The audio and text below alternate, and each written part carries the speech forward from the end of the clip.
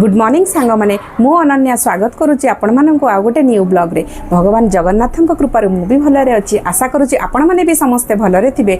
अच्छा व्यूअर्स आज मु आपण मानक किछि नुआ देखिबा पई जाउची। आपण मानक लास्ट टाइम मु मो छात उपरे टेरेस रे गोटे बर्ड्स रो आवियरी देखैतिली जोटा कि मो पुआ आ हस्बैंड करिसंती। ए लास्ट वीकेंड रे मध्ये मो पुआ आ हस्बैंड बेंगलोर रे गोटे हॉबिस्ट को पाखो को जाइतिले।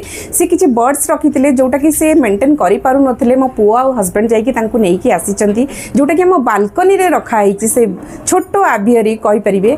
आसंतु मु आपण सेमान को देखैबी। से माने होचंती अफ्रीकन मास्क लव बर्ड आउ मु देखंतु तांको एबे कोन खाइया पई दउची। से माने सखाळे पाळंग पत्र खाइबा पई बहुत भल पांती और से माने खाइबे। देखंतु देखंतु चढ़ई मन को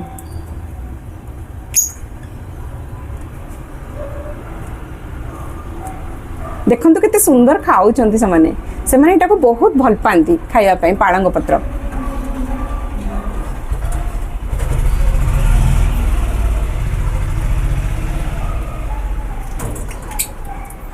केते केते कलरफुल बर्ड्स देखि पारुथबे सांग माने केते केते कलरफुल चढ़ई अछंती। से माने आसी के बे देखंतु खाइबे।